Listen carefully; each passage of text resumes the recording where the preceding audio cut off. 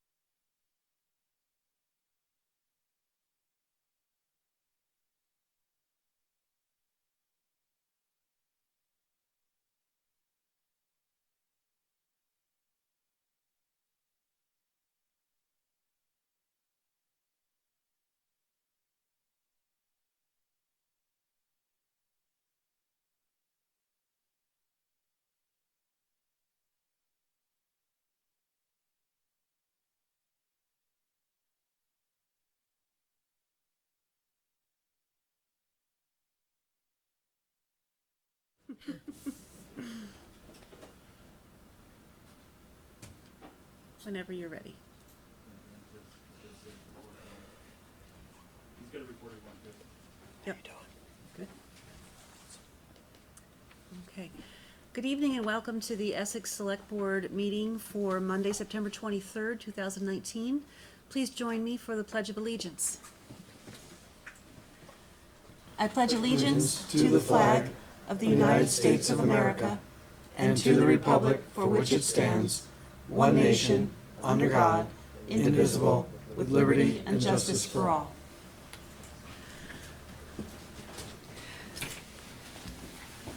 I am going to ask for some rearranging on the agenda, but before we do that, Greg, are there any additions or changes other than that? Two items that go with item 5A, the public hearing on the grant application for recovery housing. One is a response from Champlain Housing Trust about the possibility of phasing.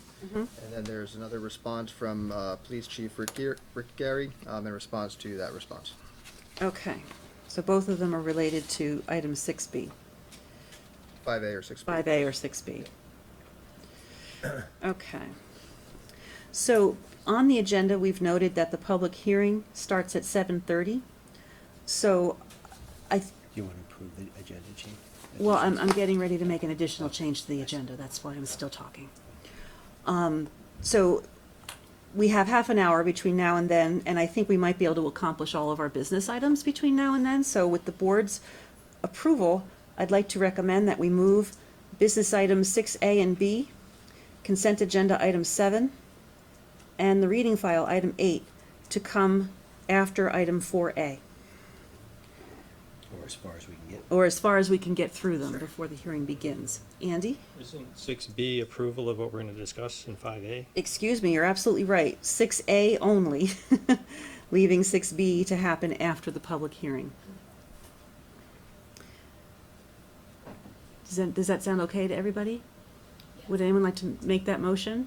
I've got another Oh, okay. change I'd like to, the minutes for the joint meeting of September 16th, there's a substantive change I'd like to make, so I'd like to pull that out for Sure. review out of the consent agenda.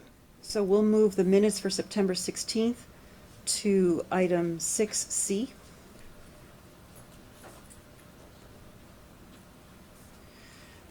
Okay. So let me restate the changes. Any further changes to the agenda? So we're going to move items 6A and C, item 7 and item 8 to come after item 4A. Is that accurate? Okay. Would anyone like to approve that as a motion? So moved? Can there be a second? Second. Any further discussion? All those in favor, please signify by saying aye. Aye. Opposed? Thank you for making the agenda additions and changes. Okay. The next section of our agenda is the public to be heard. This is for anybody in the audience who is looking to speak on a topic that is not on tonight's agenda. Is there anybody here who has anything to talk to the board about that is not on the agenda tonight? Irene? Irene Renner, 15 Thrush Lane. Every one of you has your own personal reason for running for public office. Several folks I know have said they ran for office to make a difference. Today I'm asking you to make that difference. Consider taking a different path to resolving the issues that have plagued the town of Essex and village of Essex Junction for decades.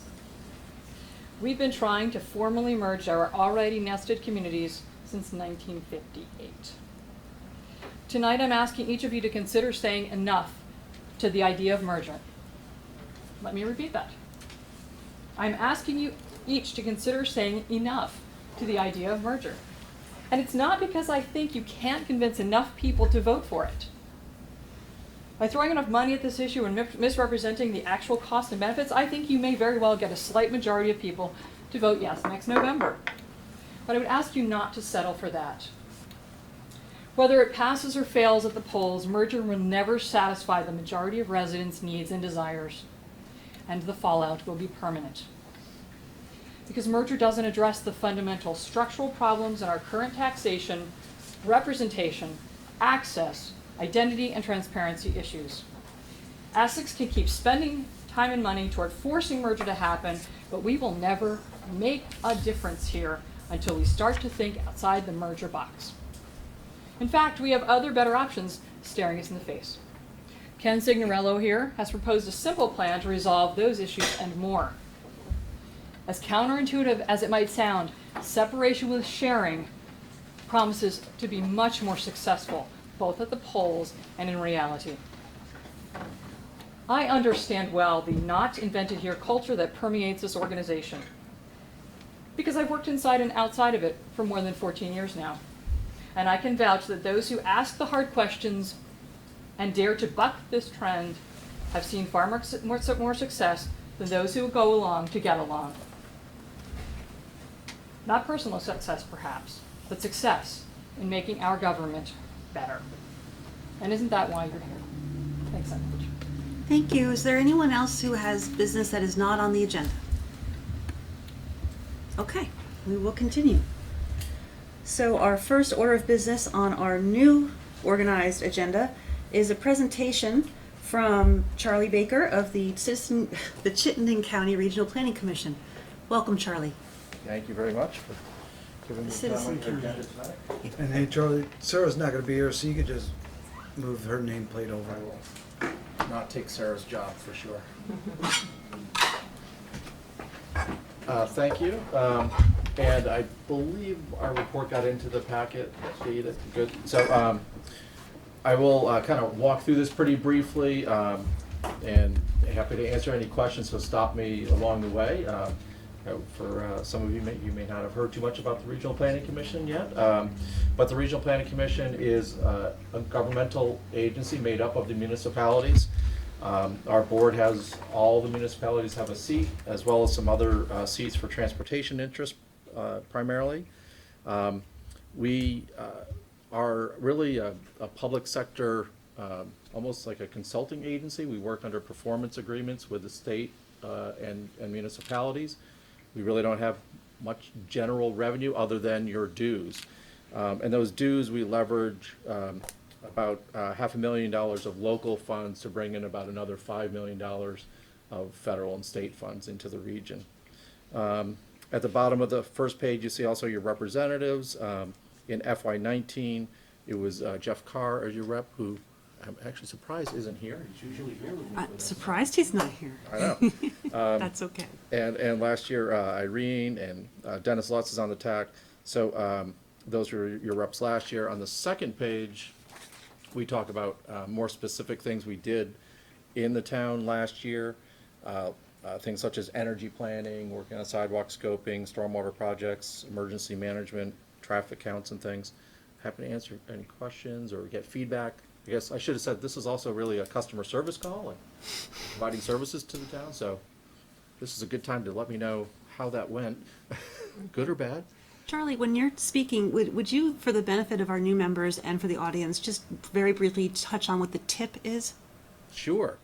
On the third page, it's the Transportation Improvement Program. And so this is a federally required document that lists the projects, the transportation projects that get federal transportation funds in Chittenden County. And the one power we have granted to us from the federal government as a metropolitan planning organization is that VTrans cannot spend federal dollars on a project without it being approved by the CCRPC. So it's kind of a negative power. We'd have to take a project out if we didn't want it to happen, but that's really rooted in interstate projects from the 60s, right? Municipalities didn't have much say in how DOTs made decisions, and so we now have things like the CCRPC where we do have a say. And in the tip, right now you can see you have I think the longest list I've seen for any town, list of projects in the tip.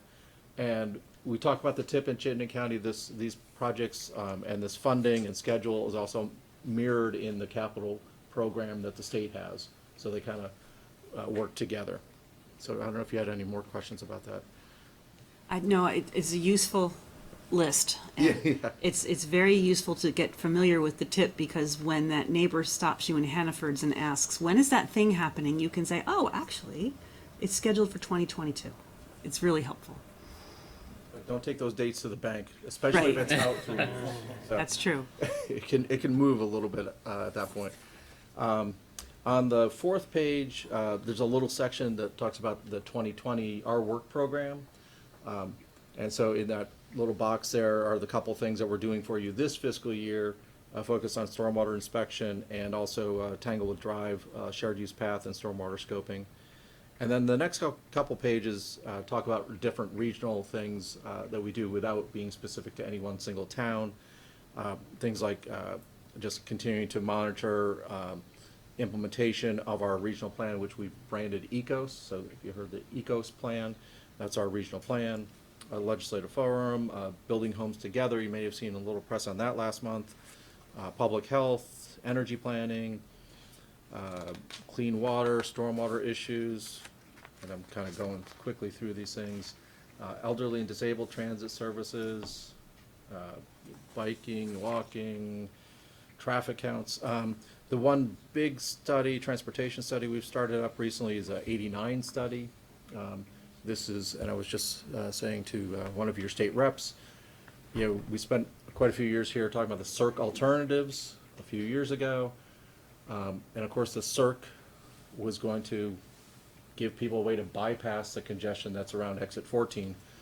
So we came up with that long list of all those CERC alternative projects, which we're having an update from VTrans at our board meeting in October. So let me know if you'd be interested in VTrans giving you an update also as to the status of those projects. But all those CERC alternatives didn't really do anything to address the core issue at exit 14. And so we're kind of going back to look at what to do with 89, particularly around 14, and what needs to happen there in the long term. So anyway, just kind of dove in a couple places. Any questions on any of those things? Yes. To get specific? Sure. Charlie, last time you were here, I asked this question too. It's about Vermont 15 and the Sandhill Road intersection. Okay. Just this past week, there was a pretty nasty accident there, and I go through there a lot, and I see a lot of near accidents happening there. It's listed to begin in 2021, and last time I asked if there's any chance to bring that in a little bit. But now I see that Route 15 was just paved there, and to do this, they're gonna have to dig that up again, I presume, so. Would have been nice to be able to have that somehow better coordinated. But is there a chance to bring that forward at all? That's a Again, good- I see a lot of near, and I'm sure you have a big priority, a system to do it, but I'm gonna throw that Yeah, out there. and really a better question for VTrans, so I can relay that and the interest. Yeah, if you'd like to, I think that was, I don't know was that one of the CERC alternative projects? I don't recall. Yeah, I'll check back on that. But I also wanted to It say, was. that it's an impressive list of projects and programs that your organization works on to better our community. So I wanted to thank you for taking on that huge role that you do. Pat? Charlie, nice to meet you. I was wondering, since I'm new on the board, if you could talk a little bit about something I read as I was going through the packet information, specifically about affordable housing. And there was a blurb in there about your plan, the number of homes that were being built, but specifically that you were falling short of your goals for affordable housing, which has almost universally been something that we've heard, certainly from people in town, and then is a sort of a constant refrain, certainly in the region, that affordable housing is needed more than ever. So, what might be some of the reasons why you're not on track to kind of meet where you would like to be for affordable housing? Is there anything that can be done to, sort of push push that a little bit? I just, for something that is clearly such a need, Yep. it does seem to be that every time I hear about a possible affordable housing project, it ends up not coming through, or it just maybe is not as impactful as we would want it to be. Yeah, well, I think let me address that point first. I often refer to the housing market in Chittenden County as being broken. So, and it's been broken for a long time. Our vacancy rate is way too low, and we're not at a healthy housing market, right? And I mean, you hear stories about it, whether it's people, a company trying to hire somebody who's moving here that says, oh, geez, my salary and housing costs don't really pan out. I'm going to walk away from the job, to just people that are trying to move to Chittenden County that have a hard time doing it, or people that end up driving a long ways to come to a job in Chittenden County. So, and we've been really exporting workers for quite a long time, basically because we don't have enough housing supply. They're having to drive further and further to get here. So we started this campaign a few years ago with our friends at Champlain Housing Trust and Housing Vermont, to really say, what can we do to address the housing market? And we kind of came up with a dual goal of trying to push for 3,500 new homes getting built in 5 years, 700 a year, and 20% or 700 of those being affordable. We're kind of on track for the 700 a year, but we're, I think, of the 20%, we're only like 13% of the affordable units. I'm hoping we get closer to the 20% over the next year or two. There's some big projects that are coming online in 2019 and 2020 that hopefully make a difference. But the reality is, even having built over 2,100 homes in the last 3 years, that vacancy rate and the demand, we haven't really impacted it that much. I'm afraid we're going to be standing here. I'll be standing here in a year or two saying, 3,500 homes really wasn't enough. We need to do another 3,000, 4,000, 5,000 homes to start to have an impact on our housing market. So that's kind of scary for me to say that kind of number out loud. But and I know there's also often feelings of like, geez, there's a lot going on. How can we need this much more housing? But I think the numbers bear out. We do. We're not really impacting the market yet. And it is surprising at how many housing units we need. It's also one of the drivers. We have some growth. We probably have a little bit more number of people coming here than housing units, but it also speaks to housing size. I don't mean the size of the house, but household size that is still decreasing. And so we're, where it used to be 2 people per household, it's getting smaller. Anyway, I'll leave it at, we need a lot more housing, and it's really a we issue.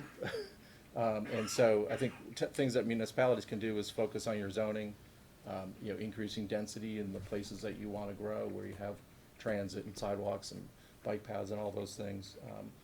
And I would say most of our towns are doing some element of that, of trying to increase zoning and density in those places so that we're not sprawling out as much and taking more advantage of our existing infrastructure, but still a lot more work to do.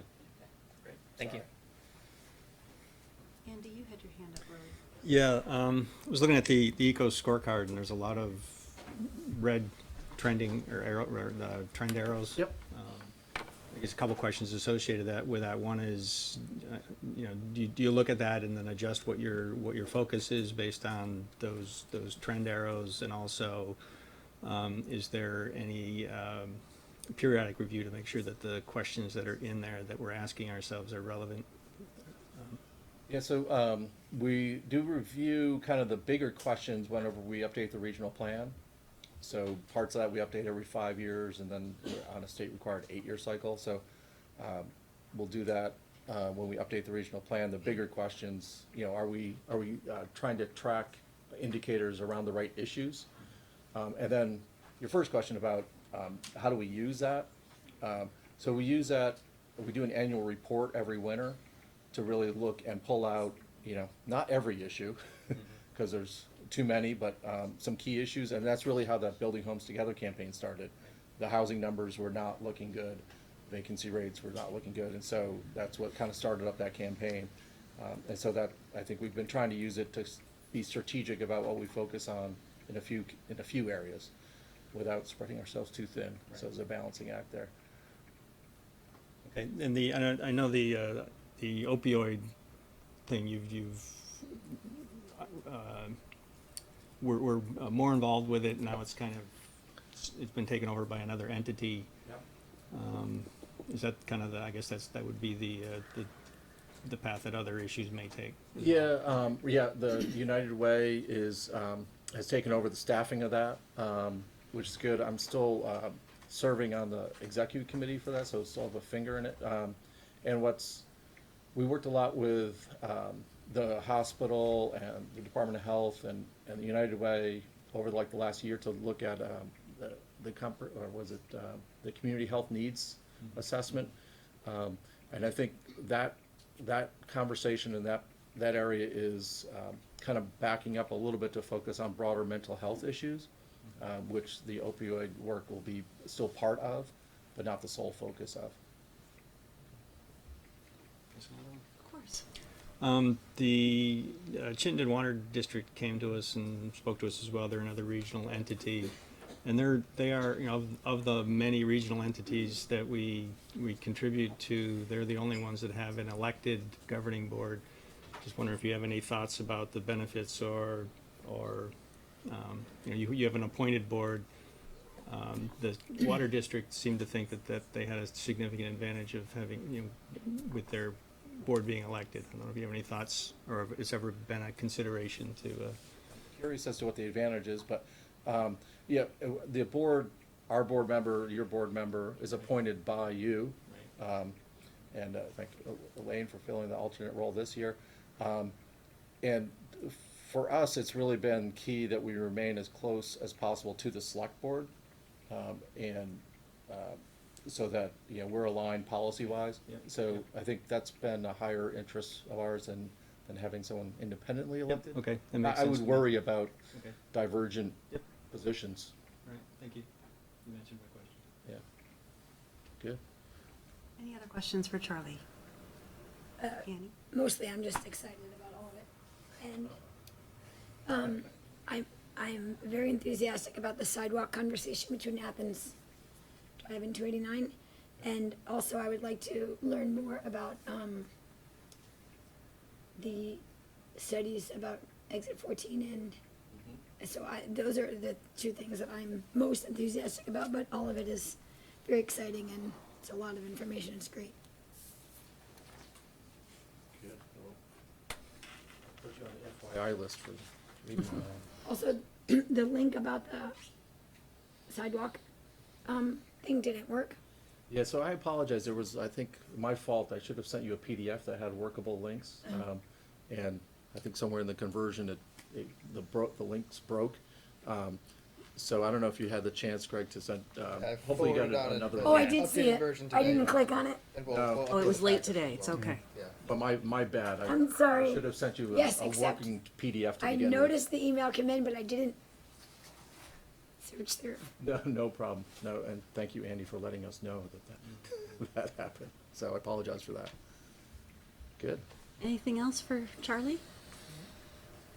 All right, Charlie, thank you. Yeah, thank you very Thanks much. for everything CCRPC is doing for Essex. Thank you. We're happy to have that long list of projects. All right, we have just enough time, I think, to, at the minimum, complete new business item 6C, the minutes of September 16th. We've pulled them from the consent agenda to deal with them separately. Andy? You want a motion and then the correction, or do you want the correction first? It would be a good idea to move them to get them on the table. Okay, so I move approval of the Select Board special meeting minutes of September 16 with 2019 with Select Board member corrections. Is there a second? Second? All those in, oh, excuse me, for further discussion. Yeah, line 95, there's it starts the line before, it says, Mr. Levy agreed with striking all of item 6.08.010. It should be 6.08.045, Correct. which is, so, Yeah. it's, It's an important correction. Thank you, Andy. that's all I have. That was it? Yep. Does anybody else have any corrections or comments on minutes of September 16th? Okay. Hearing none. All those in favor of approving the minutes as amended, please say aye. Aye. Aye. Opposed? Okay. The minutes are approved. I think we can squeeze in the consent agenda. Can I ask a procedural question? Of course. When you move 6C, I'm sorry, 6D, which is minutes, there's two sets of minutes. Right, we- I only asked to move the one. Only C? Great, thank you. September 9th will stay in the consent Perfect. agenda. So, with that, would anybody like to move the approval of the consent agenda? I move approval of the consent agenda with select board comments. A second? Second? Andy? And any comments, questions, further discussion on the consent agenda? Let's see. I just have a question about the deputy health officer, and I know there's a budget in there for paying the deputy health officer. I'm just wondering, I don't recall, is that an increase over last year? It's the same, it was approved, it's, we do 3.5% is what we budget for each year. Yep, same as other stuff. I know it's approved in budget, I just couldn't remember exactly what that one was. Thank you. Any other comments or questions about the consent agenda? Hearing none, all those in favor of approving the consent agenda, please say aye. Aye. Aye. Opposed? Okay. We have 4 more minutes. Let's cruise right into the reading file. Does anybody have questions or comments about the reading file or select board member comments in general? Time. No? Going once? Okay. So we have completed all the business items except for 6B, which will follow after our public hearing, and we are right on time to start the public hearing. Way to go. Okay, so we have a public hearing to consider application for Vermont Community Development Program grant to allow Champlain Housing Trust and Vermont Foundation of Recovery to convert 12 existing apartments on Ethan Allen Avenue into supportive housing for people in recovery from substance abuse disorder. So, do we want to do any brief discussion of what it is first, and then open the floor to public comment, or shall we go straight to public comment? One brief little introduction? Yeah, that would be great. Okay. Amy, please join us and introduce your group, because I'm sad to say I don't remember your names except for yours. Sometimes not being memorable. Scott, where would you like the mic? She made it through much better than I did. Great sitting right here. Yes, whoever talks the most should get closest to the mic. Okay.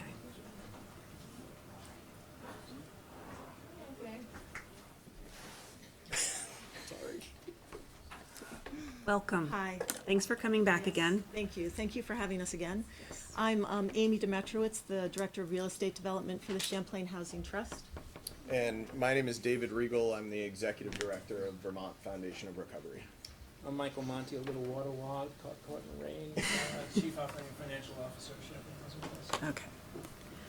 So thank you for having us back for this formal public hearing. I'm going to just recap, if that's all right, to give a summary again of the project, even though I Please think do. a lot of people Yes. did hear it.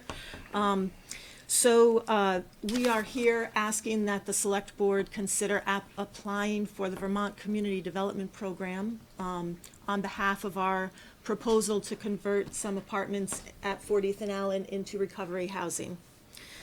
In 2016, CHT purchased 12 buildings with 31 apartments along Ethan Allen Avenue in the Fort that UVM owned, and it was graduate student housing.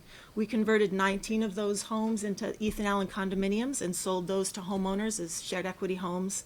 And we continue to own 3 buildings, each with 4 two-bedroom apartments with no income restrictions. This past spring, we started talking with the Vermont Foundation of Recovery about how we could help them with their mission in the face of the growing crisis of substance abuse, and how we could help them become more efficient in their services so that they could provide services across more of the state. What we came to was identifying these three apartment buildings as a good location where they could combine some of their homes and realize those efficiencies. So our plan is to convert building 1005, 1006, 1007 on Ethan Allen Avenue into recovery homes that would be managed by V4. There would be very little exterior change. The changes would be interior. 2 of the buildings we would convert from 4 apartments into 2 apartments, and those would be larger communal homes run for folks who are in recovery. The middle building would remain for 2-bedroom apartments, and that would be used as transitional housing, most importantly for families who have been separated from their children because of substance abuse issues and now have the opportunity to be brought back together with their children as they're in recovery. That's a very high need for that type of housing, and V4 is committed to working through the issues of doing that type of work. There are existing tenants in the apartments, and they would all be helped to relocate following very strict rules, the Uniform Relocation Act, that would have us meeting with all of the tenants to understand what their needs are, where they want to be, how many bedrooms do they need, is there a school district they want to be in, what is the cost, helping them find the right place that they want to go to, paying for the moving costs, paying for any other moving related expenses like security deposits, utility setup fees, and paying the rent differential between their comparable unit and where they are now, if there's a difference there, for up to 60 months.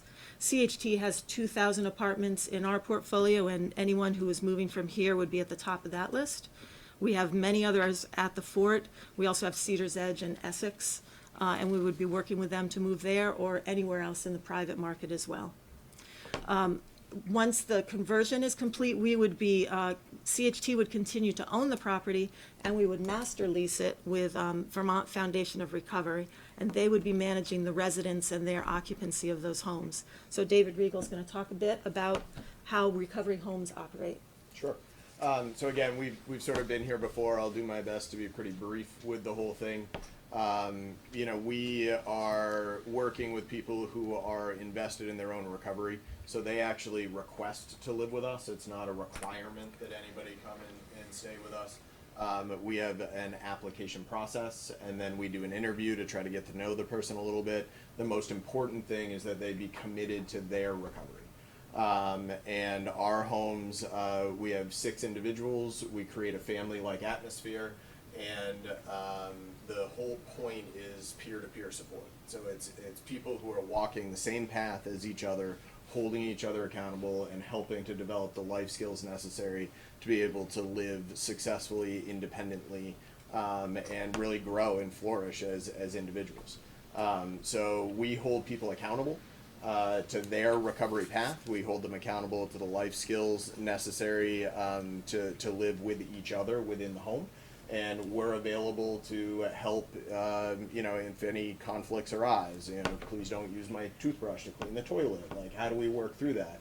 And it's a lot about scaffolding. It's a lot about trying to provide enough support so that everybody has what they need, and then back away and let them hold each other accountable and reading the home. So we have paid staff. House managers are available between 10 and 15 hours a week in the home, and that is, again, based on where that home is at collectively. So because we would be talking about 4 separate recovery residences, we would have 4 separate people who were available for that 10 to 15 hours per week. So we're talking about 60 hours worth of Vermont Foundation Recovery staff time on site, and more if necessary. You know, if a house needs more support than that, then we'll provide more support than that. And those house managers do everything from, you know, helping people to feel comfortable, get acclimated in the community, running weekly house meetings, checking in with each individual multiple times throughout the course of the week, and in general, just, you know, sort of providing the support necessary with whatever it is that they need. Those house managers are supported by our Director of Operations, Andrew Gagne. You folks met Andrew last time that we met. Andrew's supported by myself as the Executive Director, and then we also have a volunteer board of directors that supports the organization as a whole. And our house managers operate as a team, so all of our standards for our houses are very, very, very close to each other. Very small differences from one home to another home, and so house managers can step in and help out at any time with any of the recovery residences that we operate.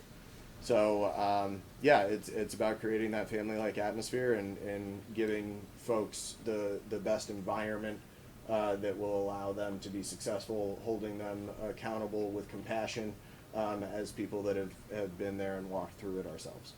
Okay, thank you. So Amy, you submitted a proposal for a phased-in approach. Would you describe that briefly, and then we'll go to the public hearing? Yes, so in response to Chief Gary's request, as well as neighborhood issues, we were looking at phasing in occupancy of the buildings as recovery homes over a longer period of time. So what the proposal was that starting around July 1st of 2020, we would occupy one of the buildings, converting those into 2 apartments. Through the fall of 2020, as apartments become available, up to 4 in one of the other buildings, we would slowly have those turn to transitional housing for folks who have already been through the recovery homes to have a place to be in a more transitional, independent living. Then, after 6 months of occupying both the recovery homes and at least 2 of the transitional apartments, we would do an impact study, and we would look to the select board and most likely to Chief Gary for some direction as to what you want that impact study to include, but we're assuming that it would be about any sort of burden on the emergency resources, looking at police calls, fire calls, EMT calls, but we would be working on some sort of a definition of what that impact study would include.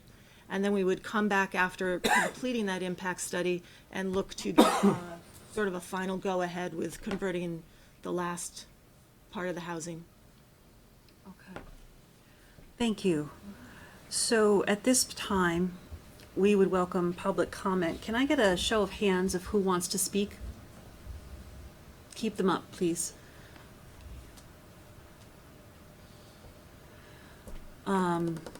All right, we're going to go for a minute and a half apiece. We'll time you. When it's your turn, please stand up and tell us your name and your street, and then you're welcome to speak. Are you all set, Evan? I will be in about. Question? Did someone have a question? I don't know. I wanted to ask a clarifying question, but I don't know if you wanted to wait till after. Or... Can we do board discussion after public comment? Would that be okay? I appreciate it. Thank you, Andy. Do you want to go back to forward? I'm ready whenever you're. Go back to Back of the room, forward or back? How are you going to do it? Right. Could you all raise your hands again? Yeah, we're going to start with the folks in the far left and then go row by row. So folks in the back row and then next row and then next row, okay? So remember name, street, and speak loudly, please. Who's first? I can't hear you at all. Please. My name is Jewel Feldman, Dalton Drive resident, and I'm wondering if there's an alternate location that's under consideration for this transit, for this housing, something other than Dalton Drive. Is there a plan B? And if so,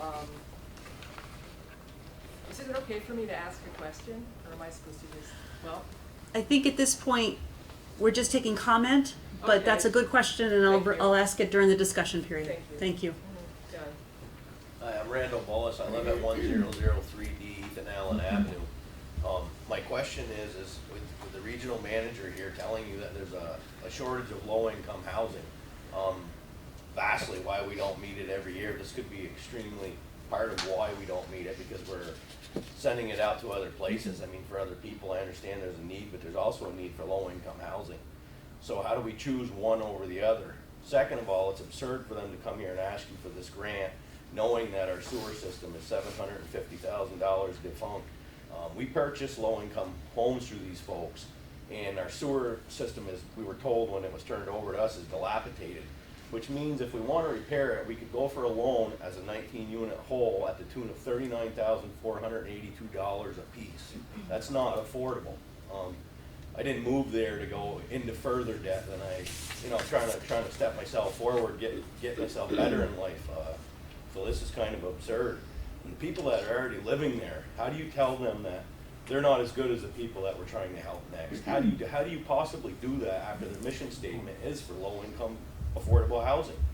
20 seconds. I'm done. Thank you. Thank you. Anyone else in that back row? Jennifer Larson, also in Dalton Drive. And these are some of the comments that I made at the last meeting, but one of the concerns is that that the size of this project is 5 times larger than what V4 currently has going on and has experience with.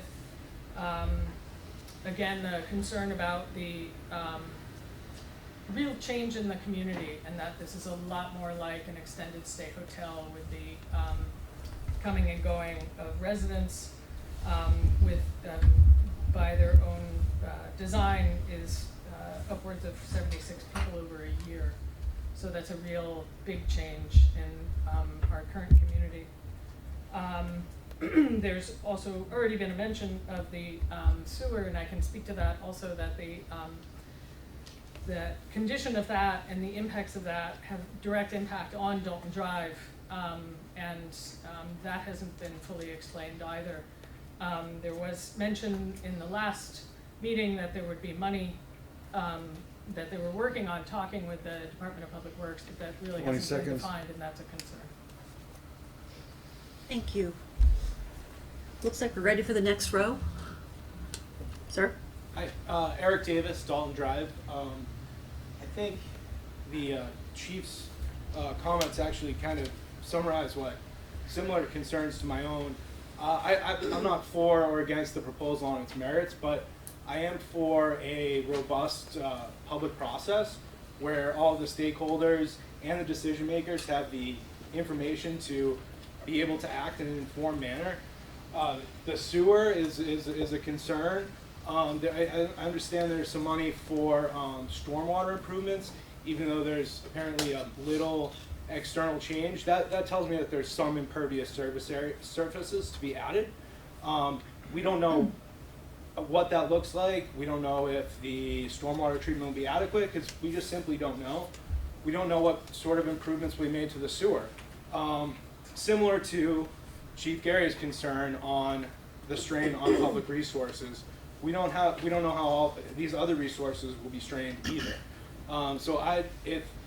If you're going to support the grant, I think you become a project proponent at that point, and I'd want to have enough information to get behind the project, and I wouldn't feel comfortable doing it at this point. Thank you. Next, please. I'm Kara Lenorovitz. I also live on Dalton Drive. I've also had an opportunity to attend the 3 preceding meetings and speak at 2 of those. I do understand the need for recovery housing in Chittenden County. I think that argument has been made really, really well. And I have some really big concerns about the specifics of this project. One of my major concerns has to do with this particular project as proposed seems to compromise the strengths of both of the organizations that are partnering in it. For CHT, the organization that is geared towards providing affordable, sustainable housing for all residents in Chittenden County is essentially enticing and evicting current residents to replace them and move somewhere else. And while I recognize that there aren't restrictions on this particular building, it is essentially serving as an affordable housing location right now. So that concerns me that that's a big compromise for that organization to start off with. For V4, their strengths that they have proposed at previous meetings have come around having smaller locations of 6 residents at a time in one house. They're distributed throughout 20 Chittenden seconds. County. And I recognize while that serves maybe some inefficiencies in their model, it also gets a broader distribution. We don't know what that looks like with 3 buildings with 32 people concentrated in them. Thank you. Next. Hi, Barbara Hollingdale, Dalton Drive, and I don't have much of a voice, so I'm trying. I'll summarize my feelings by saying that I went to the initial meeting, the initial community meeting, with a much more open mind about this, that has continued to become more concerned with the information we haven't gotten or the information changing over time. And I want to say that we remain concerned for our neighbors who are being uprooted, the scale of the project, everyone's personal safety, strain on services, the effect of a frequently changing population, the safety of employees and residents at Green Mountain Nursing Home, falling property values, and the risk to the social fabric and welcoming nature of our neighborhood. Excuse me. Thank you, and we received your letter as well. Thank you. Thank you. Next. Hi, I'm Laura Charbonneau, and I live on Clare Drive, which is also in 40th and Allen. And I kind of wanted to speak to the concerns about the safety of the people that live in these homes, and what is described as extended stay. I am a person that has lived in a recovery home, not in a Vermont Foundation of Recovery home, although I'm very familiar with it, and there was a need for me to have some sort of housing in between treatment and independence. Before this, I was not a neighbor that you would want. Now, if you saw me in your neighborhood, because I am your neighbor, you would never know that I am a person that has substance abuse disorder. And I just want to just make it a point that there is a large difference between someone that is actively struggling with substances and somebody that is recovering from substance abuse disorder. And I hope that is something that's taken into consideration. Thank you. Thank you. Looks like next row. Me? Oh, ma'am, please go ahead. Go ahead. Hi, my name is Jeff Moreau. I'm the Executive Director of the Vermont Alliance for Recovery Residences. I am not a citizen of Essex, and I just want to make sure it's okay that I say a few words. As long as you keep it to 1:30. I will. Thank you. I just want to say that I have just completed certification of Vermont Foundation for Recovery's 6 homes, and they have met all the national NAR standards.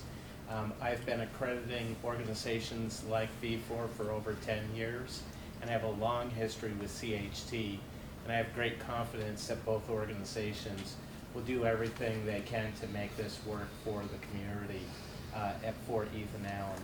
And there have been over 50 scientific studies that have been done that have demonstrated that these recovery homes don't impact property values or public safety or some of the concerns that people legitimately have. And I just want to give folks some reassurance that this can be done, and you've got 2 really good partners to accomplish this. Thank you. Thank you. Joanne Charbonneau, and I live on Lost Nation, and I have family in the Fort, and I do support the program, the recovery housing proposal. I think it's a good plan, the phasing in plan. And on another note, I have family members in the program, and I also have currently 2 tenants who were in the housing for 3 years, and they are my best tenants I've ever had. You wouldn't go wrong with the recovery. Thank you. Ma'am? My name is Erin Everts. I live on Dalton Drive, and I'm going to read this, I don't forget. I just want to say that I think that living in a community, and specifically the small town that is Vermont, is extremely important to me. I'm born and raised Vermonter, and to live in a community that supports people who are trying to help themselves is extremely important to me. I think that the work that is being done is amazing, and I'm really excited about it.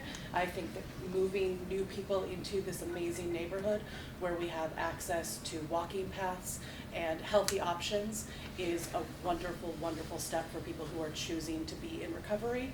And there is such a substance abuse problem in our state that to be able to say to people, you can come here, we will get you healthy, you can make these choices yourself. I think that that's extremely empowering, and I am very glad to live in this neighborhood, and I hope that this moves forward and that these are new members of my community. Thank you. I'm Josh Simon. I live on Church Street. Even though I don't live in the neighborhood, I just want to say that I support the proposal. I think it's so important, as many have said, to support those who are in recovery. And I do think to acknowledge those who have some issues is that there's, as a person who is also a clergy person in the community, I hope there are ways for us to work with the recovery housing, if it is to provide meals or something like that, to help you all feel connected to the broader community. It may not be the neighborhood, but the broader community of Essex. So see us as an ally if you are able to move into the neighborhood. Thank you. Next aisle. Sir, the pink shirt. Yeah. My name's John Hodgkin. I live on Essex Drive, Dalton Drive. And I have a whole list of questions here, and I don't think in a minute and a half I'm able to get through them. One of the major ones focuses more on the board and the grant itself. The memo that Greg put together that's in the packet indicates that the portion of the $700,000 grant will be used to pay off existing debt. Is this an appropriate use of taxpayers' funds to pay off a debt incurred by CHT? And I also note in what Mr. Monte stated, it also states there that Mr. Monte said that they've applied to a grant through VHCB to, quote, remove all existing debt on the buildings. And if this is so, what existing debt is the town of Essex being asked to support through this grant? And the next point also related to the grant is it states that CHT staff will be writing the grant application. Does the town have a process for vetting the grant application before it's formally submitted? Can you describe the process?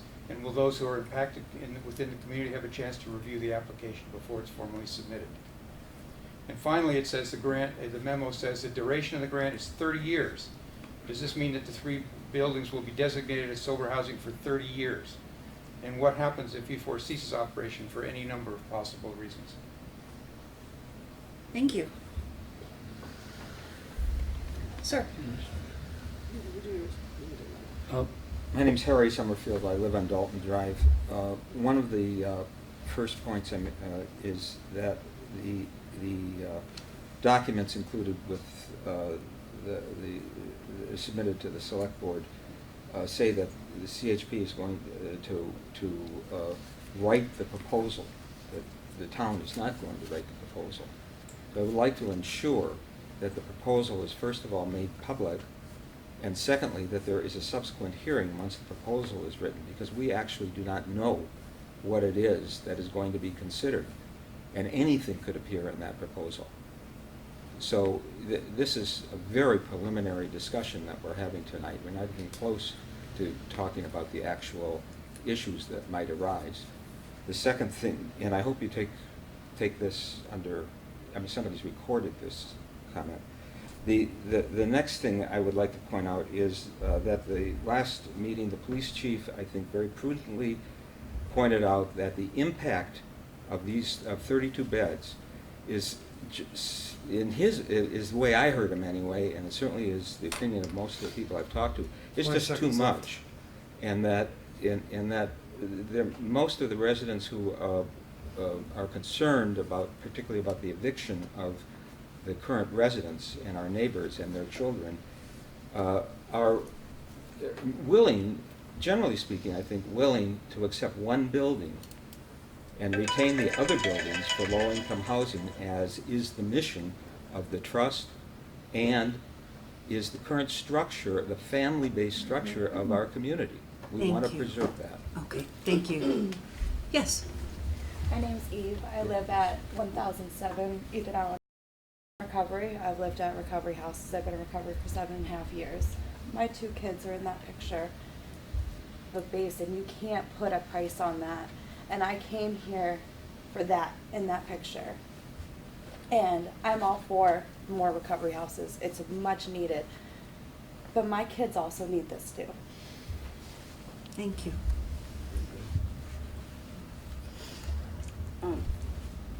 My name is Ann LaBerge. I live on Dalton Drive. This community that the recovery housing would disrupt is an amazingly diverse community. I said this every time. The folks who live here deserve the respect and support of the town of Essex. They're not pawns in a housing game. And who judges who is more deserving? The folks who live there, the children that are growing up there, these children are like, there's not many pockets where children who are in low-income housing have lots of place to run and play, and we all look down and we all sort of supervise what's going on. I just want to know who judges which population is the most deserving. For me, it's really a moral question. The other thing is, when V4 talked about their existing homes, from what I understood from one of the last meetings, they were going to close all the homes that they have. So how do they really get ahead of the game? If they're closing the homes that they have in order to consolidate, they're losing whatever number they have around, which is diversified, which is sent around the community. And I don't understand that. I mean, that's all. Thank you. Oh, I forgot to say that. Would anyone else like to speak? Maura?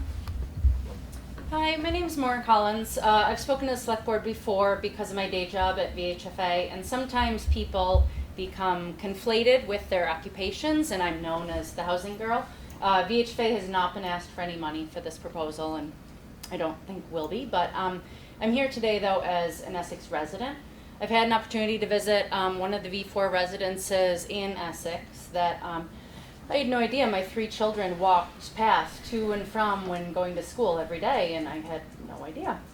And why would I? Because the people living there in that peer support model are doing very well. I met one who works at a local restaurant, and now every time I go to that restaurant, we make the same connection, and I'm happy to see that he's employed locally and a part of our community.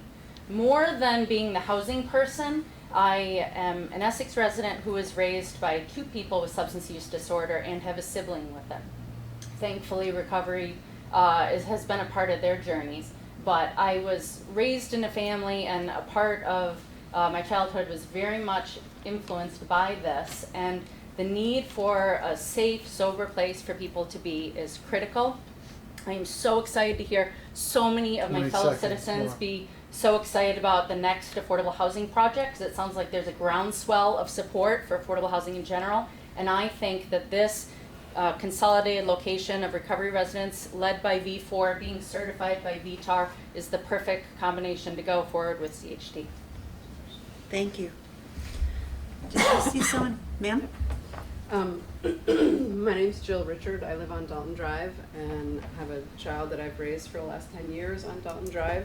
And we've been part of an incredibly diverse and wonderful community that I think ideally would continue to be so.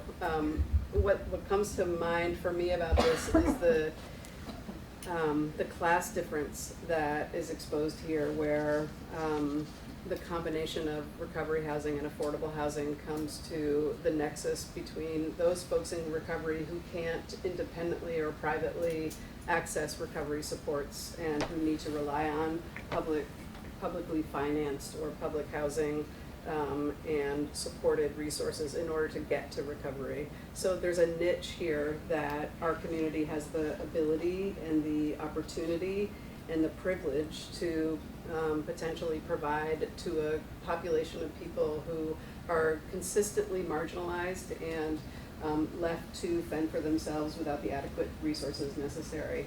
It's not to say that there aren't impacts on our community, that there aren't infrastructure needs that need to be attended to, that there aren't transitional 20 issues seconds. or community issues that need to be responded to, but the underlying class issue needs to be recognized and identified as such. Thank you. Is there anyone else who would like to speak? Ma'am? I didn't think I would, but I will. My name is Stephanie Noakes. I live on Dalton Drive. And I guess I just want to be really clear for myself. I have no problem with the recovery housing. There's a tremendous need, and I fully support that. I think perhaps size-wise it's a little much, but I think what I really object to is the way this has come about. I mean, we are having hearings now, and we're finding out things, but there's a lot to know.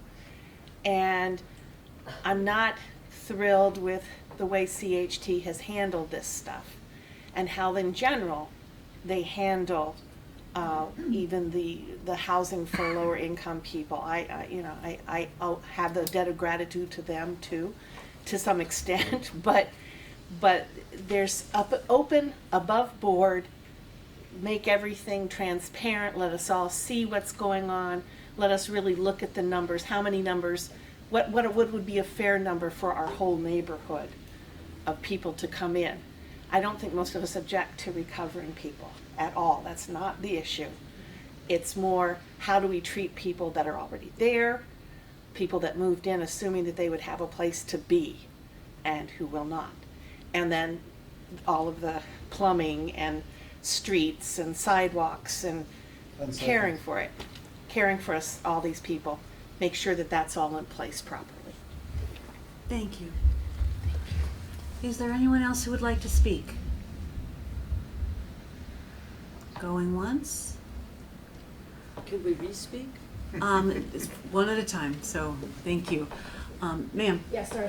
I'm Hannah Peacock. I live on Dalton Drive, and while I agree with many of the things that are being said, I strongly support this project. I feel like this is a community that needs each other, so the size of it actually I think is a plus. If there's 6 people, they have each other. If there's 12 people, they have 6 more people to talk with.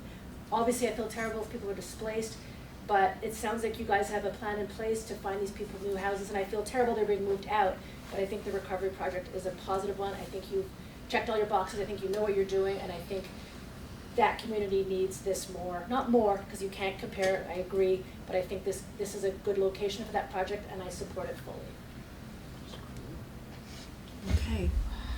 If there aren't any further comments from the audience, then we're going to close the public hearing, and then the board will discuss and talk to representatives at the table, making sure there aren't any further comments. I will hear a motion from a board member to close the public hearing. So moved. Is there a second? Second. All in favor of closing the public hearing, please say aye. Aye. Aye. Okay. So, before we begin, I just want to ask the board's indulgence just for a quick question. Our conflict of interest policy requires us to disclose when we feel like there may be a conflict, but we are able to talk to the board about it and make a determination as a group whether it's appropriate to continue. And it's very important that I share with you that I work for the Agency of Commerce and Community Development, under which the Department of Housing and Community Development is operated, which the Community Development Block Grant Program is administered by. With all of that to say is I work for the agency that will issue the grant should we decide to move forward with this. However, I have no affiliation whatsoever with the Housing Department. I have nothing to do with the grant. I just work there. So I just want to let folks know if you feel that that's a conflict and I should recuse myself from this conversation, I will. I can tell you that I don't intend to be influenced by my employer for this conversation, but if the board feels more comfortable, I'd be willing to step out. I don't believe that that's necessary. I believe that you can act objectively and there's no personal gain in it for you. So Definitely not. I'm more than happy to have you continue my opinion. Thank you, Pat. I agree with Pat. Andy, you're okay? Annie? I also agree. Okay, thank you. Sorry to delay to get that over with. So board, how about we start? Who would like to start asking questions first? Andy? Andy had questions before we even began, so please go ahead. Sorry, it was the relative to the phased proposal. That's why I wanted to bring that up. For the impact study, you say after 6 months of occupying both recovery homes and at least 2 transitional apartments. So and you say though the schedule is around July 1. You intend to open the 2 of the recovery homes, and then it's some months later that you would start to occupy one of the other 2 buildings. So is it 6 months after that point, or 6 months after July 1st? And so that's the clarification I was looking for. So in total, is it 9 months, or is it? So this proposal would be, we would start counting 6 months after at least 2 of the transitional apartments are occupied. So it would be longer than 6 months after July 1st, because we're not going to occupy those 2 apartments right away. Okay. Because I know. I think the chief was asking for a year or something. So it's closer to a year than. It's likely closer to at least 9 months. Right. Okay. Thank you. That was the clarification I was asking for earlier. Max? In general, I recognize the need for this recovery housing, and I appreciate you coming forward with this proposal. I do have some concerns with it. One question though is, when is the deadline? What is the deadline to have this grant application in? I understand it's not real near term. That's right. So we did hear from the Vermont Community Development Program that they won't be able to accept an application this month.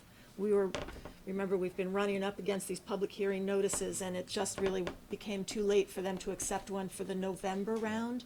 So the next time they're accepting applications is in February for an April board decision.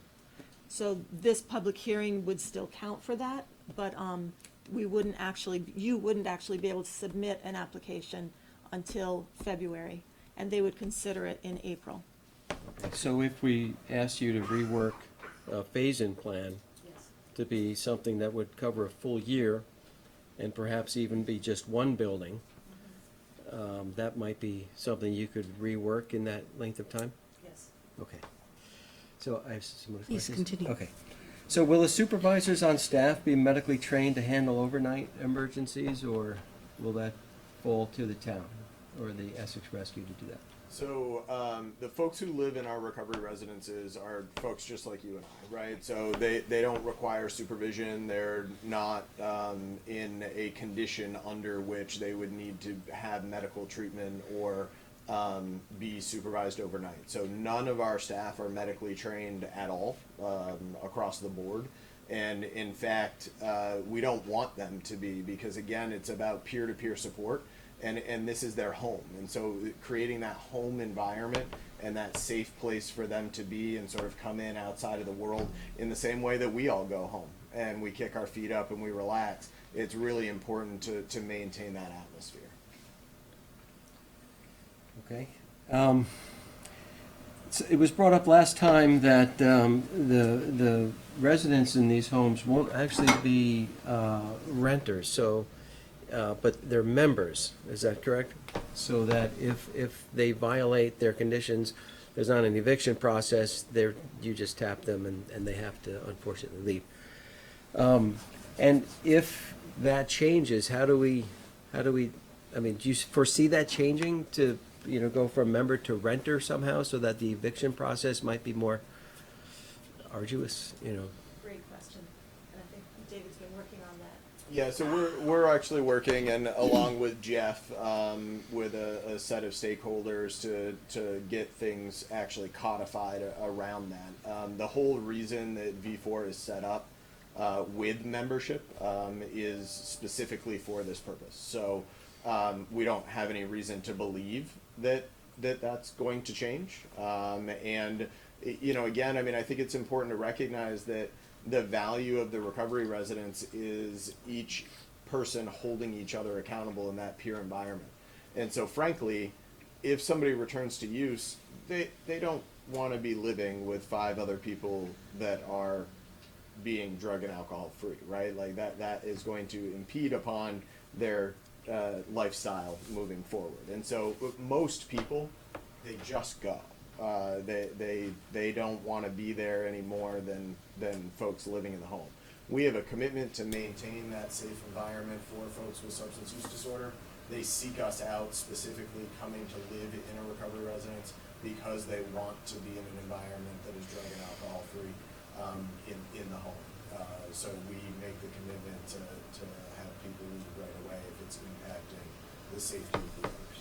So I mean, the shorter answer might be that if you don't have that codification of how this works, how D4 is doing it now, if you don't do that, then you don't have a recovery home because you're not able to sort of move people out. Right. So if there is a change, then the recovery home sort of disappears in that context. Max, is that anything? Well, I wanted to talk about the phasing approach again, because I'm a little uncomfortable with what you had proposed, and I don't, since it's not till February, I don't know if you'd be willing to consider something different. For example, as Andy was sort of alluding to, a longer time period gives us a better idea as to the impact to the town services, to the residents. It might also allow us to check up on the Essex residents that were in those buildings that got displaced to ensure that they landed well, and that these displaced folks, we don't want to just ignore. They were residents. They're being asked to move or told to move. I'd like to make sure that they're, happy in where they landed, that's working well. So I'd like to personally see it be a 1-year impact study where it's just the one building. You have the 3 buildings. And I don't know if this process would work to phase it in with just the one building for a year, but ideally, I think that would give us a better time period to really assess how that's working and see if what we anticipated, where it's going to work well, did it truly happen well in that year? And then, but not allow any additional recovering housing to be open until we have that impact study done and to the select board's satisfaction. And if it shows that there's no undue burden, then we'd be happy to have you come back and we can open it up perhaps to the. I'd like to propose, I don't know if it would be supported, but another public hearing to say, okay, we want to do now phase 2, and is everybody on board with that? But if it shows a negative impact in that study after them being there a year, then we'd like to see what your plan is to mitigate those issues. And then once again the select board's satisfied that those have been mitigated well, then we'd like to consider the next phase. But I'd really, again, in support of what you're doing, I know there's a need for it. I'd like to see it work, but I want to make sure it works. And if we could do a phased approach that gives us a full year to really assess it and not rush it, because in my opinion, less than a year, it doesn't really give you enough data to say, is everything working according to plan? Which I assume it will, but I'd love to verify that. So since it's not until February, if that's something that you might be able to consider that type of phasing, I'd be interested to know. And I could support something like that. I have a hard time supporting this shorter study because I don't think it gives us enough data. I mean, the only thing that I would say to that is that we're talking full project, right, of 4 recovery residences and then the transitional apartments in the middle. 3 out of those 4 recovery residences are already functioning, and they've all been functioning for over 3 years. And so we've got data around the impact of that stuff. So what we're really looking at is like, okay, how does it change things to bring everything together, right? And to the point that was made earlier, it actually does help from a programmatic standpoint in terms of the connections that people draw. The question becomes, what does that do from a community standpoint of the folks around them? And so I think one of the reasons why it was proposed in the way that it was is saying like, okay, part of this is about trying to create efficiencies, trying to make sure that we're able to expand to other areas of the state. And if we're phasing in, when we look at one building and then moving into the apartments for the second building, it allows for some of those efficiencies without adding any additional capacity to V4 as a whole. So we already have the staff to support all that, and everything is available to that. And then the thought was, if we get to the 6-month mark after people have moved in and there are further issues, well, then let's maybe revisit it after another 3 months or another 6 months and move forward that way. But if we're looking at it saying, okay, there's nothing that's come up, like the slate is clean, it's exactly what everybody thought it was, then maybe we could move forward after that 6-month mark. So that was some of the thinking that went into it. I think Michael can probably speak more to the bigger picture. So the only thing I'd say is that the statement that you do have some recovery residences out there that you can evaluate right now, and I think the chief in the town has sort of looked at that, and I think that that's a good thing to take home and think about when you're thinking about what is the impact. I think we want to go halfway to this opportunity of saying we will study the impact, we will be transparent in that review, we'll be really clear with the town about exactly what the standards are, what the conditions are, what the all the things that need to be done. We're really on board with that. But that's not hard for us to do. But one residence is not going to be, or one building, 2 residences is not going to be quite enough, we think, to move this forward. So, we'll certainly have some more discussion about that. There's some time to review that. But I would just ask you to consider the fact that, in fact, these residents do exist. They are in existence. They do have a review. There is a real life assessment for them right now. You can see that. You can actually go and ask the questions of the various police chiefs and see what that impact is. I would also just say one other thing. We unfortunately or fortunately at times have to do relocation. In fact, the people who were in the homes at this place, those folks we actually had to wait while they moved out, and there had to be relocation in order for home ownership to occur. We do this on a regular basis. From a federal housing standard, my first job in Vermont was as a relocation specialist. There is very clear protections for the tenant. I mean, so clear. And we will work with each tenant, and we'll make sure that they're in the home. We appreciate wanting to make sure that the Essex residents are doing well.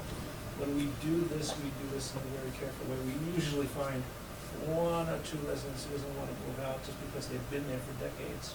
But often enough, we're finding them better locations, better rents, more stable housing, long-term housing, all those kinds of things. We don't walk away from people. We never walk away from people.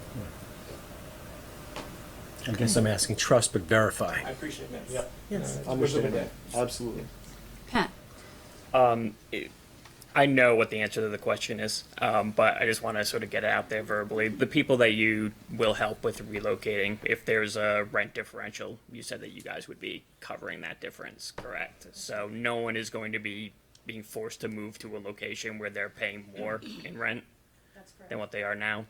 And you're covering the moving costs. Yes, so we would, and again, this is the act that Michael was referring to. It's the Uniform Relocation Act. It's a very strict federal law that governs how a relocation is done, and it includes finding comparable housing, paying for the moving expenses, and if there's a difference in the rent between what someone's paying now and what the comparable unit is, then the rent differential is paid for 60 months. And it's roughly, assuming that we pass this, approximately the same number of people will be in the buildings as part of recovery housing as are in there now, correct? It's not like they're bringing in 30 additional people, which, is something that, I've heard people say about, just the number of people coming in and, whether or not that's going to impact, what's there. It's roughly the same number of people. That's correct. In fact, it's the exact same number of bedrooms, and we're talking about, if there's 12 units now, a lot of folks have talked about families, so reasonably safe to assume you probably have about 3 people per 2-bedroom unit. That'd be roughly 36, across the 3 buildings. we're proposing, a maximum occupancy of 32. And the one I don't know the answer to already. Do you have any recovery housing right now that allows for family units? Or like what is, like, I know that, you want to be reuniting or reunifying families. What do you currently have now versus what will be here? Sure. So what we currently have now are homes that are either for men or for women. And so the beauty of the middle building being transitional apartments is for the first time it really allows us this opportunity to bring children into the mix and reunite parents with their children. That's not to say that it's going to be all families right off the bat. That middle building stays very flexible. So it could be men, it could be women in those units, but the goal is to work through this family piece. We do not currently. We certainly have children that come and stay in our homes if their parent has shared custody or something like that, but we don't have full-time children in any of our homes now. Yeah, I mean, with, respect to the concerns that have been brought up, we hear it all the time. We talk about the, opioid crisis in the state, and this seems like an excellent way for us to kind of put up or shut up. We're going to be able to approve for, housing that is going to have a positive impact on reuniting families, which doesn't sound like you are really, or at least are able to do in only a very limited way right now. So, I see so many positives about this, and I think at some point, we as leaders of this community need to say, what are our values? And for me, part of that is, providing the access to get families together. I just see so much, positive in that really everything else is, well, you've gone over everything all the boxes that you've checked. I think it looks good, and I'm really excited to see, what you can do with, kind of these buildings all together. Thanks, Pat. Annie? I'm listening deeply to all that is being said. When I heard the word diversity, the first thing I thought about was that this is inclusion of I felt like this could be a layer of additional. I really feel like this could be such a beautiful situation. It feels to me more like a recipe for success than what our anxiety could tell us it would be. And I think that we have to be careful that we don't allow our anxiety about what it means to live nearby to someone who is struggling within their abuse disorder. I want to say this correctly, and I fear I'm not. Because this is not that.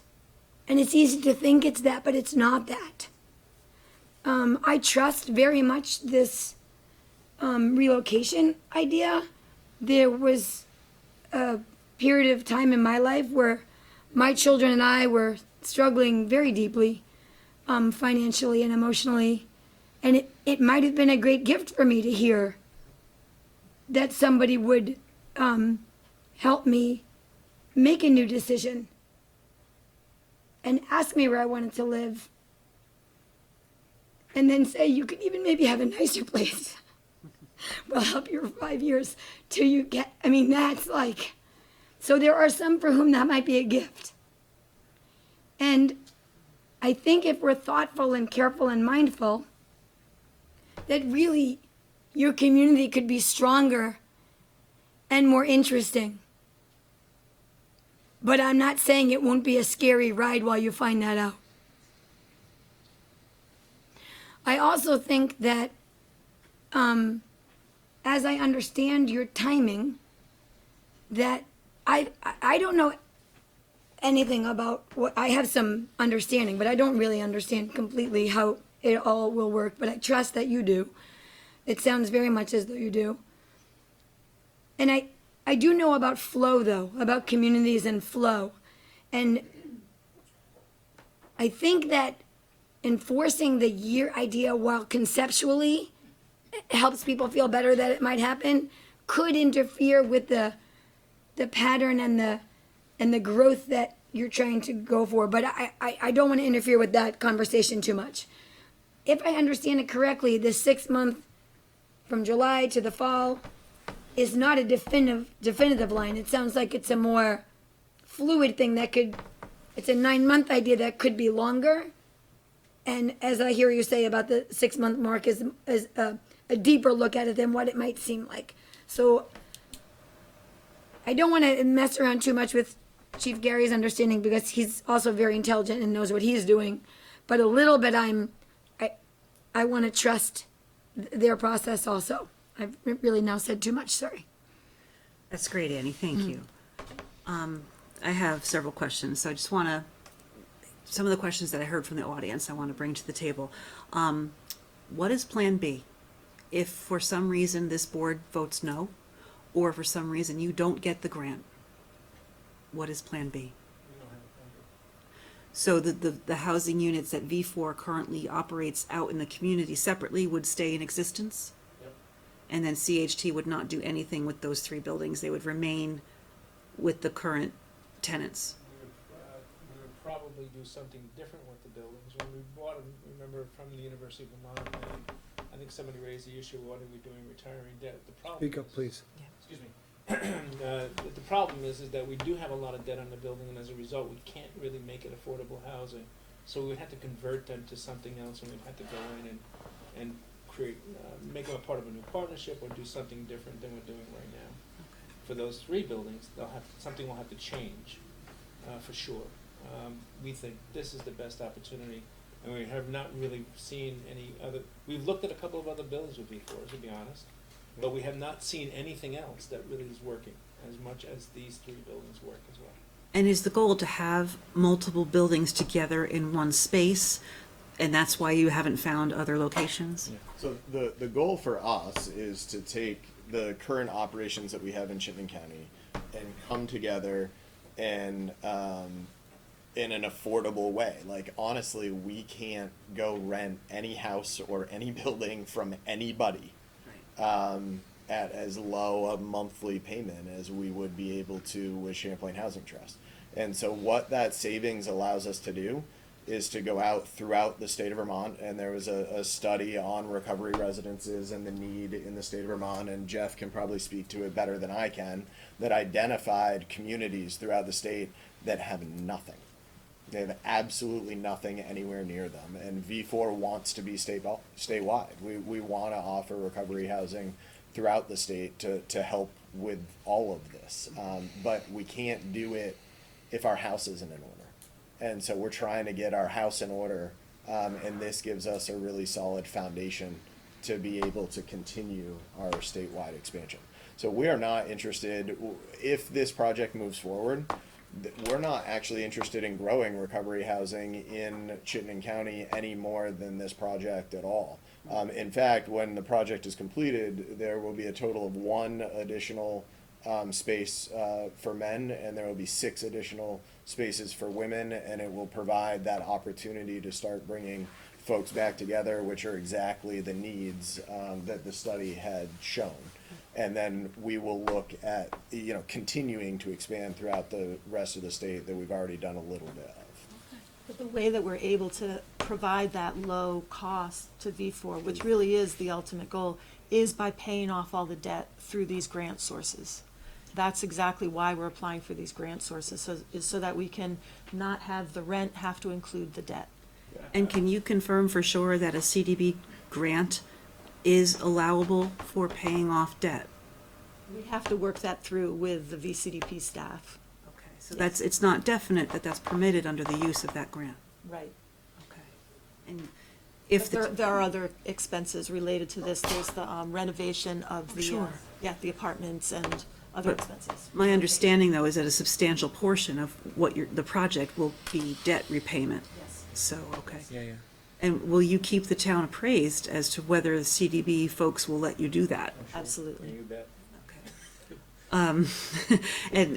Someone asked a question about, can we see the application? And I believe we have a process where, like right now, we're deciding whether to approve becoming the fiscal agent for this grant. But then there's also we have to approve the application itself. Is that correct? Or am I remembering something from the village as opposed to the town? No, I think you have it right. Yeah. It has to come back here once it's ready to go for us to approve submitting. Is that correct? Well, I'm not sure if that's a requirement, but it would probably be smart. Yeah, for a grant of this level, absolutely. Yeah. So there, what happens is, the town opens up the online application, but it doesn't get submitted until the town pushes the submit button. So you've got all that time to review it and make sure And that the town is the applicant, Yes, not the town is CHT. We don't push a button, you do. Right, we do. Right. And another interesting question came from the audience. So if this is a 30-year grant, I'm assuming the intention is that this will remain recovery housing for the length of the grant, which is like a mortgage, basically. And what happens if V4 does not survive or is absorbed by another organization? What are the contingency plans for that and for the people who live in the housing? we would, if something happened, there wasn't a need for recovery housing, or V4 goes away or whatever, we would talk with the two primary funders are VCDP and the Vermont Housing Conservation Board. And we would keep affordability restrictions on those units, but we would either convert the 4-bedroom recovery home back into 2 apartments and rent them as 2-bedroom apartments, or we also have, right now, pretty strong demand for larger units for larger families, so we might keep it as a 4-bedroom apartment and put a larger family in there. I think last time I was here, I said we had master leases with several other social service organizations, Howard Mhm. Center for other and others, and all of those properties received some amount of money to reduce the cost to the master leaser, Howard Center and others, and each of those has covenants that say, if not this use, then it needs to be an affordable. So we're used to that kind of sort of agreement. 30 years is a long time, you're It right. is, And so there is obviously going to be need for flexibility if something changes. And generally, they've been very flexible, as long as we maintain affordability. Can we talk about the sewer infrastructure for a minute? Can you remind us again what the portion of the project, what portion of the funds will go towards stormwater mitigation and what that is? And then what are your thoughts regarding we know that those pipes are super old, but it's a private use, so it's not that the town can fix that. Like, what is the plan if things go wrong there with the infrastructure? So I can talk first to the stormwater. That's an existing issue with the stormwater, and our civil engineer has talked with folks in the town about repairing basically the stormwater line that has been crushed, an old clay pipe that goes into the ravine, and then also providing the town in the future, as part of your overall stormwater planning, access to that ravine for other stormwater improvements throughout the neighborhood. That But the easement that was referred to in the materials? Pardon me? The easement that was referred to in the materials? Okay. Right. So, the 50,000 is just to take care of that existing stormwater issue that's due to a crushed pipe. But it would, take care of future town issues as well with the stormwater. The sewer line, there are issues with the sewer line, I think not just along Ethan Allen Avenue and the condominiums, but, along Dalton Drive as well and throughout the fort.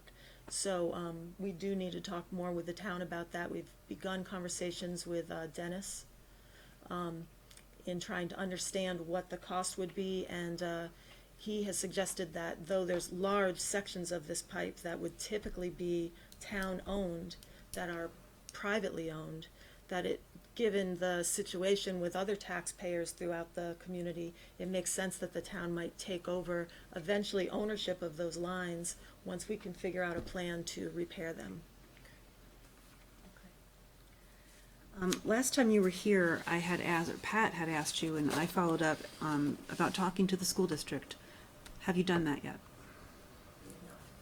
Okay, we would want to be sure that the school district is aware that there are children in transition at these houses, and that they will be coming into the school district on a possibly temporary basis. They might not last the school year. It's really important that those kids land well. So please make sure that you talk to the school district, and perhaps we should include that as a requirement in the grant application, just in, if there's a section about partnerships or approvals or something that you've talked to them. We know that if you start a school year in some district, you can stay within that district, but that doesn't mean that folks might not move, and therefore then have transportation plans, and they might not decide to. Right, the wraparound supports are the important part. Yeah, thank you. I can give you the name of the person you can contact if you want to just hang out afterwards for a few moments. That would be very helpful. Sure. The last thing I want to just say in general, and this is more for the board and the audience, is several years ago, the town of Essex conducted the heart and soul process, where we had a deep conversation about our values. And I just want to remind folks that 3 of the values we decided upon were community connections, health and recreation, and thoughtful growth.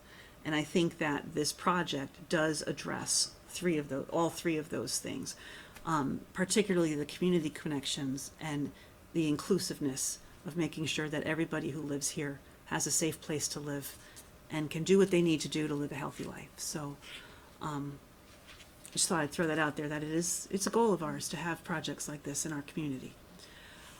Does anybody else have, Max? Yeah, I just want to be clear that I want this project to be successful, but I take the concerns of our police chief and our fire chief and the residents very seriously. So for me to be able to support it, I'd like to see an alternate phased approach that gives us a little bit more time, and you can decide on how to do that in a way that will allow us to, trust but verify that, yeah, this is working well before we go beyond that. And I don't know if that's something you're willing to do, but for me to support it tonight, that's what I'd like to see, particularly since the deadline isn't tonight to make the approval. If we have a little bit more time, could we do that? Then I really want to be on board, but I need to see a different phased approach than what's been offered. I think it would be fine, because the deadline has been delayed until February. You wouldn't have to authorize this resolution tonight, but if you could at least authorize the staff to open up the online grant so that we can start writing the grant. And then there'd be opportunity to have those conversations with the administrative staff and then respond to something. We can talk more. You get to push the button, we don't, so Yeah. whatever we write, you can still decide. And then we would come back to get the resolution passed. It also will be a question to the funders, because it's critical to get that debt paid off so that we can make those transitions. So they'd have to be on board with, okay, this isn't gonna come on for, a year, and how that would impact them. And if it's negative, you can come back and you let us know that this is the best you can do, but I don't know if that's the best you can do yet. That's right. Okay. Right. In fact, we were going to be on the Vermont Housing and Conservation Board meeting tomorrow, and because we had these questions about how we were gonna phase, that's been delayed until December. Because they need to talk through issues of, well, how's that gonna affect their funding? When would they be able to provide funding? They're supportive, but they want us to work through this. They're expecting it all to come on at once, and if it's slower, they wanna understand how to do that. Thank you.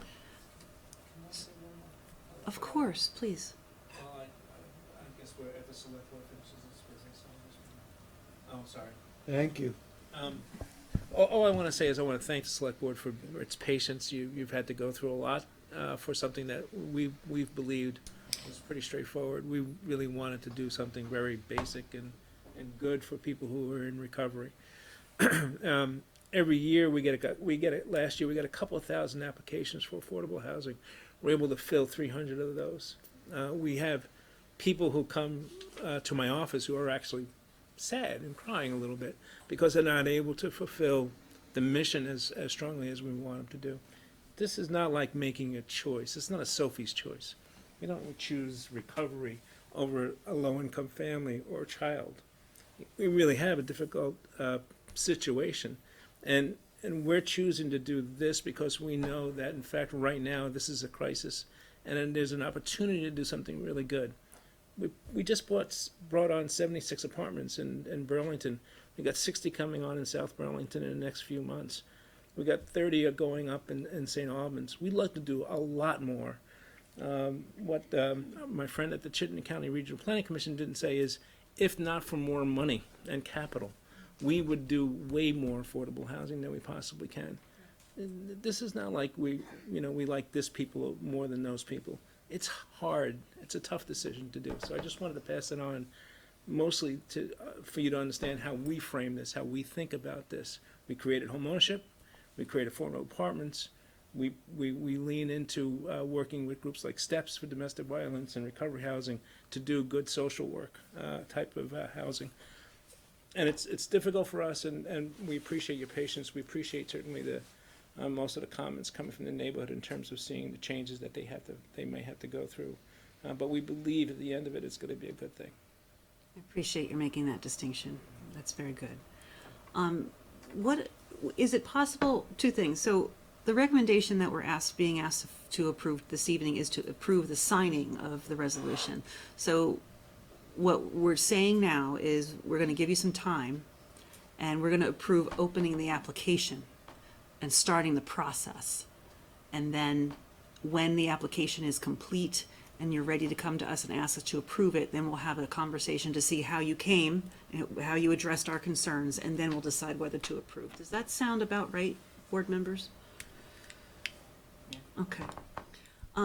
What is the possibility of making sure that each family that is relocated stays in Essex? So we'll offer them that opportunity, and we'll work with them on that. And a part of the reason why we could be we're squishy on those other 4 apartments is because we want to be able to sort of relocate people, and then we think it might take some time. So that's essentially the reason why, is we want to give people first choices. We didn't want to start the clock on the impact study until we had enough people in there for the impact study to be valuable. So we're trying to juggle both of those. Yeah, so it's so working with those families to make sure that they're getting. If it's a priority for the family to stay in Essex, Mhm. then we'll work to find them a place in Essex. Especially the families that have kids Yeah, in the school absolutely. system. If that's a priority for them, if they say, I want to stay in Essex, my kids are in the Essex schools, then we'll work with them to find a place in Essex.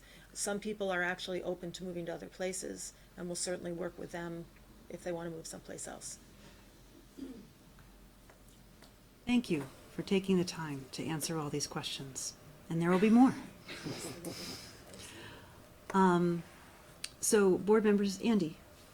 So this is a 30-year commitment on our part as well, because we're going to have to do annual reports. I just want to. That's right. We're okay with doing that if we end up there.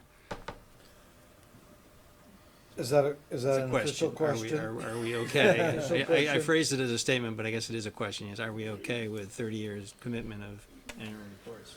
The future finance director will take on the second 20 years. Yeah, listen, if this is the will of the community, staff will do the reporting as it will. We're gonna end up doing a single audit. We may or may not have to do a single audit every year, but there'll be many where we will, and we'll be asking the select board for the proper staffing to be able to do all the work that we have. But if this is the will of the community, staff will get it done. And the reporting is not particularly onerous. Yeah. We have a few other projects. It takes half a day to remember how to do the system online.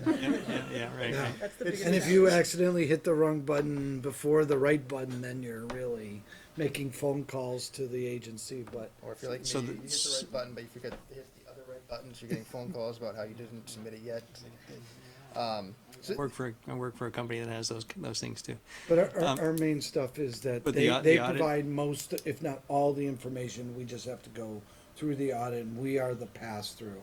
So it's the potential additional audit responsibility that's the bigger Yes. factor for us that we would have to make sure we find. And unlike some grants that are a project, the project's over, you've paid everybody and then you close out.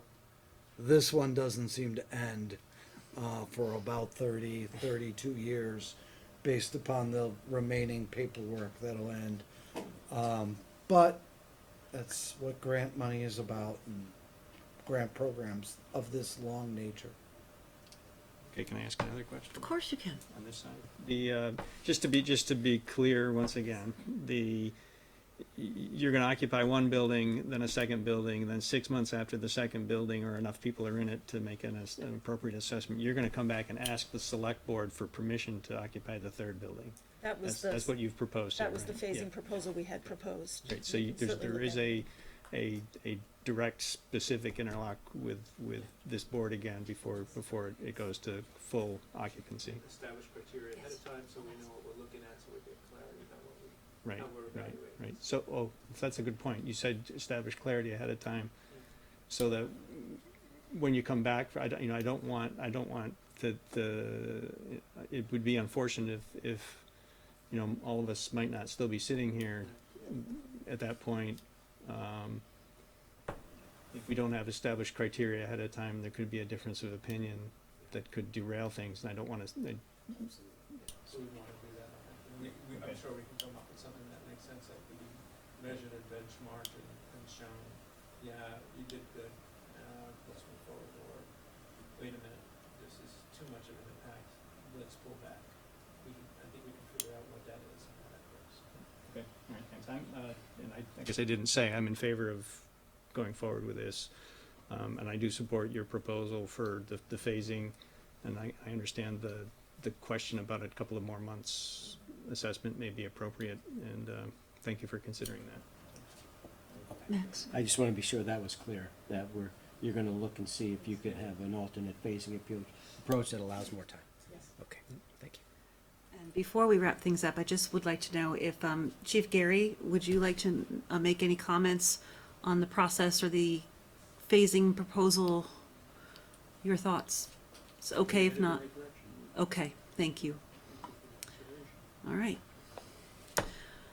Okay, thank you very much.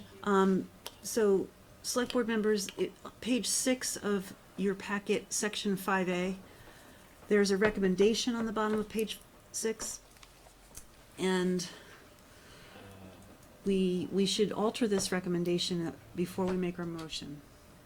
So I have to go open the big packet file, is that what you're saying, on page 6 of? It's page 6 of the memo for the public hearing for 5A. I actually never use the big packet. I use the individual documents. I've got it pulled up, Andy. It's on the It's got screen. it right there. I'm not sure how to. Seeing that on page 6, but that's okay. That's page 6. Can you see it on the angle? Yep.